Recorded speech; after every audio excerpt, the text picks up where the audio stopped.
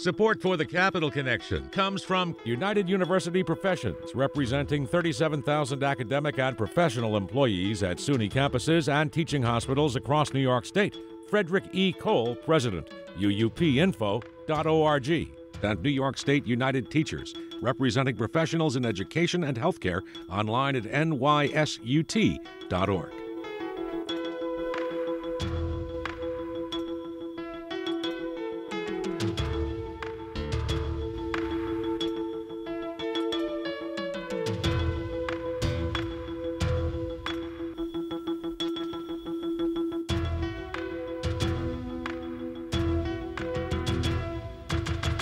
It's the Capital Connection. Hi, I'm Alan Chartock. Joining us this week is one of my favorite people in all of politics, New York State Comptroller Tom DiNapoli. Welcome back, Tom. It's always great to see you here. Always great to be back with you, and I hope never to lose that honorific of being one of your favorites. So thank you, Alan. A mutual appreciation for everything you and your team does at the station. I love being in Albany because I get to listen to you guys, so keep up the great work. I'm going to tell you something you may not know. You can listen to WAMC.org anywhere in the world. And I have. So you don't have to wait to get to Albany. You just have to take your little device out and just put it in there, you know. Yeah, but Alan, I'm older than you. I don't know how to do that kid stuff, you know. I mean, I'm old-fashioned. Just give me the radio that I could crank up when I'm in the exact service area. That's what I do. You're older than 81? That's not possible. Okay, so here we go. Let's have some fun here. Let me ask you, number one, how are our finances in New York State? We doing well, or are we above the board or below the board or whatever? Yeah, well, let me answer it this way. You know, certainly as we've continued to report, tax collections have been strong, budget seems to be holding together nicely. The State Division of Budget put out the updated financial plan, which projects into the future and shows budget balance for a number of years to come. But that being said, there's great volatility out there, and I think the situation is changing, not necessarily for the better. So, we're going to have probably in a week or so, maybe less, our updated cash report. We'll see whether some of the positive trends we've seen start to go the other way. You know that the inflation number coming out this week again shows historic high inflation. That has an impact. The Fed, acting again on interest rates, that's having an impact. New York City this week just put out a projection that the estimated income tax payments are down by about a third because of losses in capital gains. So I guess what I'm saying, Alan, is what we've been seeing thus far as we've headed into July, the numbers seem to be holding together. But we see a lot of negative trends popping up that could reverse, what has been a strong situation, which is why when we commented on the state financial plan, we said you need to be cautious. There are risks there. We acknowledged that the governor and the legislature made a commitment to build up our rainy day funds, our reserve funds, to be prepared for when there's an economic downturn.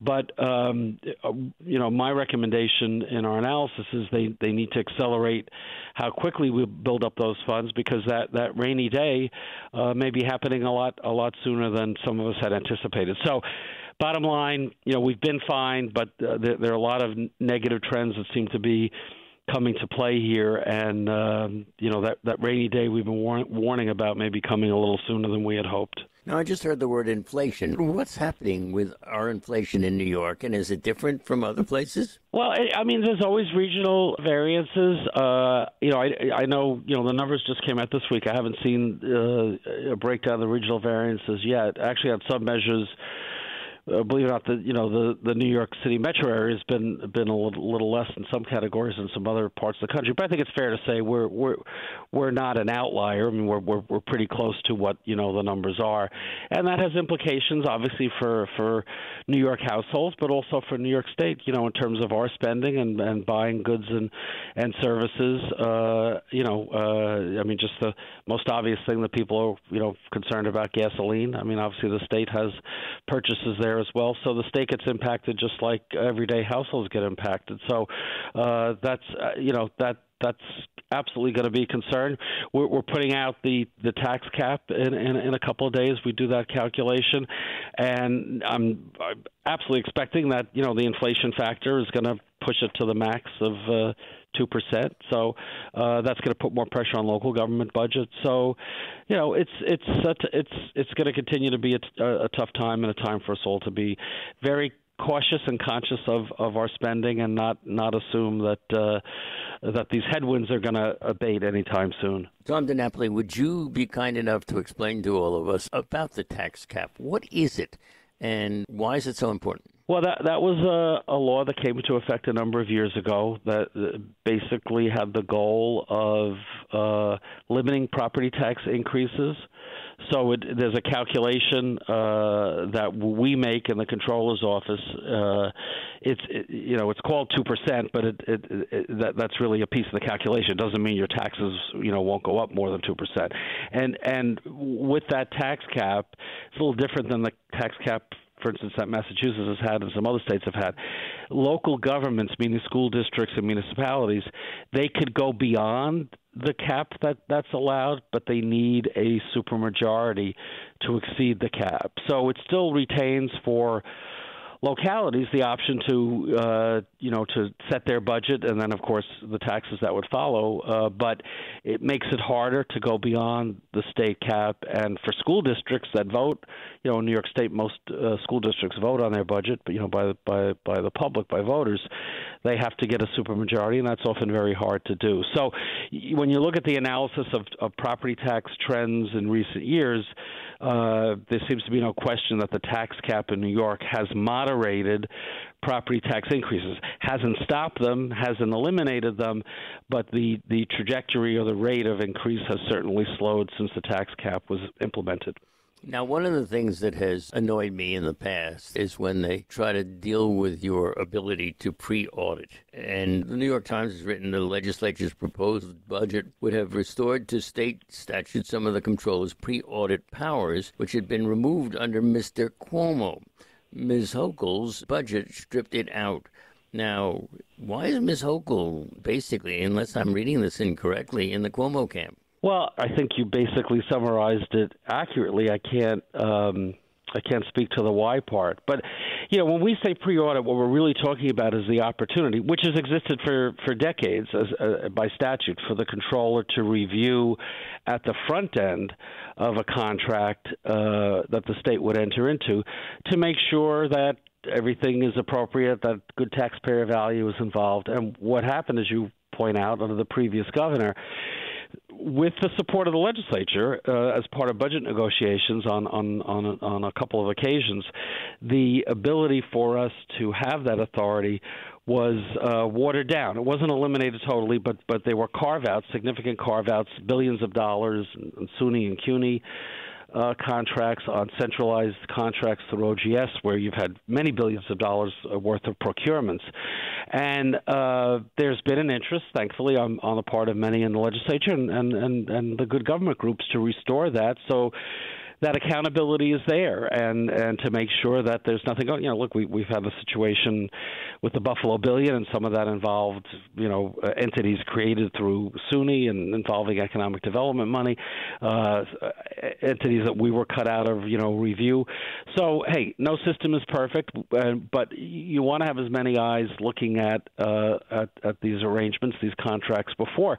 One of the arguments has been, well, the Comptroller's office, when they review it, it takes too long, it becomes inefficient. Well, that's not really true. We have, for like 95% of our reviews are done in a week or less, and if certainly something is urgent or emergency, we really expedite it. So, that to me has always been a bogus argument.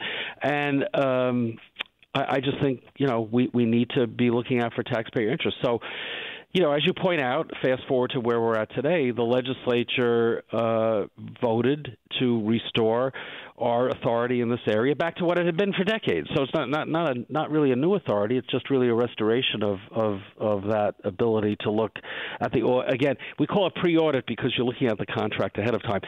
The other argument is, well, they could look at it after the fact. Well, after the fact, if the money's been misspent, it's too late. The money's already out the door. That's why this is important. So the legislature voted to restore basically all of that authority that had been taken away. Overwhelmingly passed the Senate and Assembly. It's now before the governor. We don't have an indication yet whether she plans to sign it. I certainly hope that she would. It would be, I think, a strong message about, in fact, it's a new day as far as transparency and accountability in the state capitol. Well, didn't she promise transparency when she, was coming into office? She said things would be transparent. This doesn't smell that good. Well, this piece, it's a piece of that discussion. I don't want to make it sound like it's the only issue in terms of transparency and openness, because I do think that Governor Hochul has set a very different tone and a very different atmosphere. But I think, as you point out, the governor's created her own expectations in this area, and I think restoring the Comptroller's oversight authority here will be viewed as a very key specific of what's really meant by a new day as far as transparency. So I'm going to be, me, Alan, I'm always the optimist that the right thing's going to happen and she's going to sign it and we'll get back to where we were. And that to me would be the outcome that I would certainly hope for. And if she doesn't sign it, will you yell at her? I'm not a yeller, Alan. I yell at you and David once in a while, but I am not a yeller. No. Well, we hear you're about to release the tax cap number. First of all, what is the tax cap, and can you share it with us? Well, it's going to be at the 2% number. Because inflation's been low for so many years, we've been below the 2%, but it's going to be at 2% this time around, which is, kind of the maximum allowed. Now, what about the stock market? Are we doing well? How about all your money? Are you being rewarded for your hard work? Well, let's make clear it's not my money, Alan. This is the money of the pension fund that our employees contribute and our governments put in. Yeah. And then we make money by investing it. Well, we're still finalizing. I'm sure I'll have it later this month of July. The final numbers, because we value the fund on March 31st every year, and there's always a lag. We know what the stock market's doing, but we don't know what the real estate and private equity and the other holdings are. I believe we are going to meet and exceed our long-term goal of 5.9% positive return for the fiscal year ending March 31st. So that's the good news, because when this terrible invasion of the Ukraine happened in mid-March, the stock market went down and we took a bit of a hit there, but we're going to still end the year very, very good. The challenge is that June 30th, that end of that quarter, there's no doubt that it's going to be a negative number. Again, I don't have that number yet. It's too soon, because we saw how the stock market really performed very, very poorly. And most of our investments, not all by any means, are in the stock market, so we're very much tied to that performance. So I guess the bottom line is, today we're a little less. We're going to be less than we were at the end of March. But the good news is, in terms of our, the number we use for our financial documents and our audited reports, that won't be updated till next March. So we've got time to make it back. That's good news. And the other important piece is, we went into this tough time over 99% funded. So for the pension fund, that means we're virtually fully funded. That means we're in a strong position. So that tells me, even if we have a short-term negative, we're going to be able to weather this. So the retirees that are listening to your show, they have nothing to worry about. We got plenty of money for them. And even the people who are working today, we're a strong fund. It's the person starting work today, that in a local government or for the state, it's those are the folks we're thinking about. How do we invest to secure their future? So it's a rockier time for investors right now. There's no doubt about it. But, hopefully as we move through this year, it'll settle out, and we'll come next March 31st, we'll have another strong year. Tom DiNapoli, you are, of course, a senior politician in New York State, one who I have noted over and over again how much respect I have for you.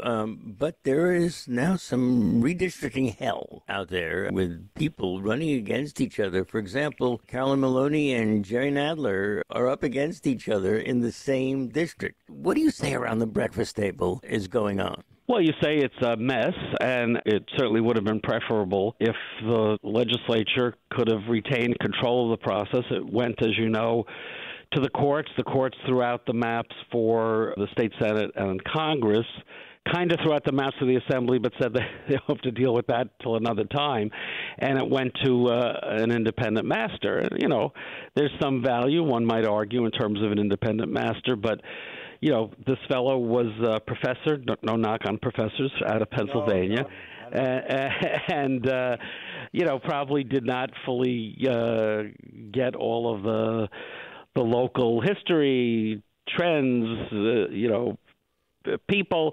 When the initial maps were put out, there was a fair amount of pushback, and the maps were changed again. But you did have a number of situations where communities are thrown together that have not been thrown together for a long time, if ever.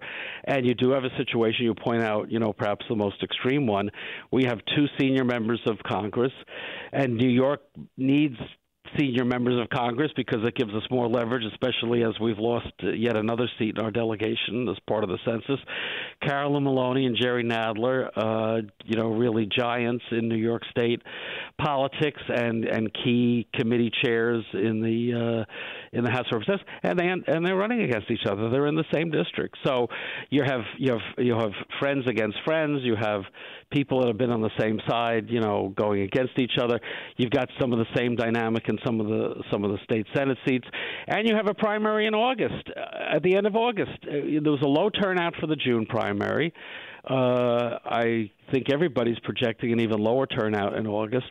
That's not great for the system if you have few people making decisions. And in some of these districts, you know, winning the primary is tantamount to winning, Sure. you know, the election. So it's created a lot of discomfort in political circles. And you got that other district just south of not to focus just on the city, but that other district south of the Maloney-Nadler district. I forget the new numbers, but you've got like 10, 12 people running, you know, from the former Mayor de Blasio, Mondaire Jones, who's Hudson Valley congressman running down there, Carlina Rivera from the city council, Yuli New from the assembly, Liz Holtzman, who I'm sure you interviewed in times past, running again. Yeah, no, she's, you know, a very important person in the state's history. Joanne Simon, a member of so Dan Goldman, who, you know, was involved with the impeachment. I'm sure I'm forgetting somebody because there are so many candidates there. I apologize if I didn't mention a name, but boy, do they have a lot to wade through in that district. So it's created a lot of complication, and that's unfortunate. What it really says, though, is that, unfortunately, even with our efforts, and we had a constitutional amendment a couple of years ago, and we didn't quite get it right, for it to have to go to the courts and the courts to throw it out, it really created a lot of chaos, unfortunately. So hopefully when this year is done, everybody will kind of dust off the history books on this one and figure out a smarter way to get this done. So I wanted to ask you about cybersecurity. New York State, you have found persistent shortcomings by local governments and school districts when it comes to cybersecurity. Is that really dangerous? Yeah, there's no question about it. We've, you know, with our audits at the local government level, we've really taken cybersecurity as a key area of focus. When we do these audits, Alan, as opposed to the other audits where we publish the findings, when we find gaps or shortcomings or deficiencies, we communicate them confidentially because we certainly don't want to identify what may be certain weaknesses that a school district or a village or a town may have. What we've also found is that many of the fixes that we recommend can be done without great cost. So it really is an opportunity to help local governments tighten up their cybersecurity. Why? Because they house a great deal of personal data about their employees. You don't want to see that breached. We've had instances where hackers have come in and attempted to, and in some rare cases with some success, transfer money out of accounts of school districts, taxpayer money. So this is an important area, and we all know that the environment we're living in, the hackers don't give up, and they're very smart. A lot of this comes from overseas. We see it in our own organization. Obviously, we, have a lot of data that we maintain here at the Comptroller's office. It's a very high priority for us because the attempts to compromise our data are never ending, and it's the same thing for local government. So this is very much a priority area for us. Now, we couldn't have you on without talking about the whole abortion issue right now. Now, does abortion and finance, your duties, have anything to do with each other? In other words, what should we be looking for here? Well, in terms of the state role and payment role, obviously Medicaid in New York State is available for abortion services. New York State made that decision a long time ago. Remember, at the federal level, you had the Hyde Amendment, that said you could not spend federal money on abortions. New York has a very different position in that regard. And as you know, even prior to the Supreme Court decision, New York had strengthened its laws in this area, and even after it, the governor and legislature, again, strengthened the protections for people within New York, but also related to that, providing protections and support for women who may feel compelled now to come to New York because they can't access these reproductive health services in their own state. So, I think New York's history, which, Alan, as you can remember, our position on this question predates Roe v. Wade, right? So, when Nelson Rockefeller was governor, you had the reform, and a Republican legislature, I might add, reformed the abortion laws way back prior to 73. So New York has a long history here of protecting women's autonomy and the right of women to make their own health care choices in this area. And it's very clear New York will continue to be a leading state to protect that right of privacy and that right of personal decisions. Will that cost us money as a state? To the extent that protecting that right, includes Medicaid funding, and you saw some effort to provide more money in the budget to support the clinics that are providing the service. Could there be some, nominal additional cost, perhaps? But I think that's a cost that New Yorkers would be very supportive of. I think that most New Yorkers have felt very strong, whatever their personal opinion or choices as how they would approach the issue on abortion, that I think New York has a strong history of supporting a woman's right to choose in this area. So I don't think the costs would be anything that most people would question would outweigh the purpose, which is to protect what had been for 50 years constitutional right, and now each state has to make its own determination in this area. Until you have a future court that will probably make a different decision, but that's probably off for the future. Well, this court is doing an awful lot that you've got to consider. I mean, when they come out with something like concealed carry, there's got to be a financial implication to that, doesn't there? It's scary at every level. I mean, that was over 100-year-old law in New York State. We live in this era of horrendous gun violence. I mean, it's just, every day another mass shooting, and not that New York is immune from it, but the concealed carry, the Sullivan Law, was a level of protection, I think. And in the face of all this, to overturn that, and again, this is another area, and I give credit to the governor and the legislature. They came back with within the guidelines that are being interpreted that the Supreme Court put down to strengthen the regimen in this area in terms of people that want to seek a gun permit. So, you've already heard folks. What did I see in the paper? Yesterday, Carl Palladino and others are going to challenge it in court. It's going to be back in the courts again. We'll see where it goes. But I think in New York, in response to the Supreme Court decisions, both on abortion and on concealed carry, the New York legislature stepping up and saying, well, if you're putting it back, to the states, we're going to take aggressive action. I give Governor Hochul and our state legislators credit for not wasting any time and taking up that challenge. So do you have a general feeling that the court is not New York's friend? I don't think the court singles New York out. You got some New Yorkers on the court as well on both sides. But I think in terms of policy issues, the court is implementing a conservative talking point agenda that is very troubling and very counter to most American sensibilities, not just New York. And it's really very concerning. And I think the impact of the Trump era and the Trump appointees is going to be felt for a long time to come. And it should be a wake-up call to everybody that when they're voting, how many times we say elections have consequences, especially come next presidential, should be a key issue as to what kind of folks are going to be appointed to the U.S. Supreme Court. One thing you got to say about Trump, he had said what he was going to do. and he won anyway. And I think perhaps we had understated the risk of a Trump presidency in terms of the appointments to the Supreme Court. So it's an activist court, right? The old days, conservatives say the liberal activists are running the court. Well, now the conservative activists are running the court, and it's creating a lot of terrible consequences. So have you been watching the January 6th hearings? I'm glued to them, and I wonder what you think. I haven't been glued to them because my day job keeps me busy, but it's beyond troubling, number one. But I do worry when I go out there and just talk in general. Is it moving anybody, or is it just confirming those that already were outraged at this, and with those that were still supportive of the prior administration saying, well, they're making a big deal out of it that they shouldn't be? I don't have the answer to it, Alan. I hope it's moving people and opening people's eyes. I don't know that it is. I don't think any of us know at this point. Are there any implications in terms of what the U.S. Justice Department will do? Will any legal action be taken? I think it's too soon to tell. I have to say, unexpectedly, Liz Cheney is becoming a political heroine to me. You got to give her credit. I mean, given her pedigree and where she comes from, a very loyal Republican, and I've been on probably opposite sides of her on any number of issues or any number of candidates. And I got to tell you, she's probably sacrificing her own career in the Republican Party, but I would call her a patriot. I think a lot has to do with her pop also. She comes from the Bush wing of the Republican Party, and I believe that's what's going on here. This is open warfare between the Bushies and Trump. Maybe I'm wrong.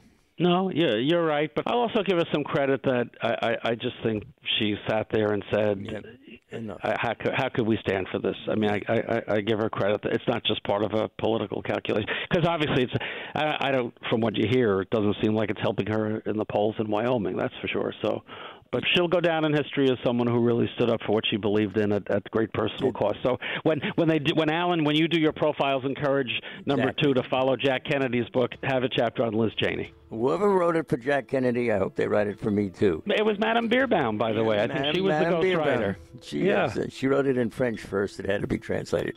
In any case, it's great to talk to you, the wonderful Comptroller of New York State, Tom DiNapoli, my friend and a guy who I much admire.